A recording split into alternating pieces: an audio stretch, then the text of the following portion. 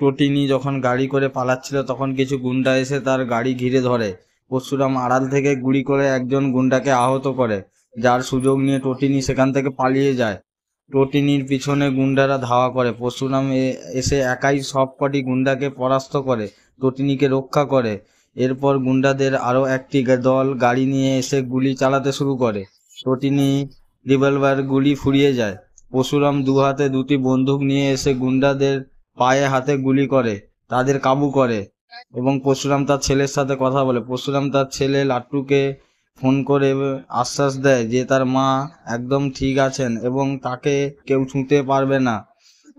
বাড়িতে ফেরার পর প্রতিবেশী নিশা কল মিস্ত্রি বা গরম মশলার নাম করে পরশুরামের সঙ্গে কথা বলতে আসে এবং ইঙ্গিতে জানান যে সে টোটিনিকে রাস্তায় মারামারি করতে দেখেছে। পরশুরাম অস্বীকার করে। পরশুরাম এই কথা অস্বীকার করে বলে যে টোটিনি নিত্যানন্দী একজন গৃহবধূ, কিন্তু নিশা জানায় গৃহবধূ রূপটি হয়তো টোটিনির ছলনা বা ভেগ। পরশুরাম তার সহকর্মী বলরামকে ফোন করে বিজিত লাহিড়ীর সম্পত্তি নিয়ে তদন্ত করতে বলেন। তার ধারণা বিজিত লাহিড়ীকে ধরতে তিনি টোটিনির আসল স্বরূপ বুঝতে পারবেন এবং কর্ণ, আরাধ্য ও কবিরের আগমন। এরপর কর্ণ, আরাধ্য এবং কাবির পরশুরামের বাড়িতে আসে।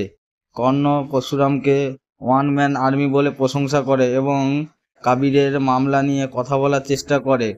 টোটিনি বাজার থেকে ফিরে এসে তাদের দেখে অত্যন্ত ক্ষুব্ধ হন এবং কর্ণ, আরাধ্য ও কাবির এই তিনজনকেই তার বাড়ি থেকে এখনই বেরিয়ে যেতে বলে।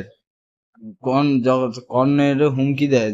যাওয়ার সময় কর্ণ টোটিনিকে সতর্ক করে বলে যে তার কপালে একটি বুলেট লেখা আছে আর তিনি একজন রক্ষা কবচের কারণে বেঁচে গেছেন। আরও ভিডিও দেখার জন্য চ্যানেলটিকে লাইক এবং সাবস্ক্রাইব করে পাশে থাকুন বন্ধুরা।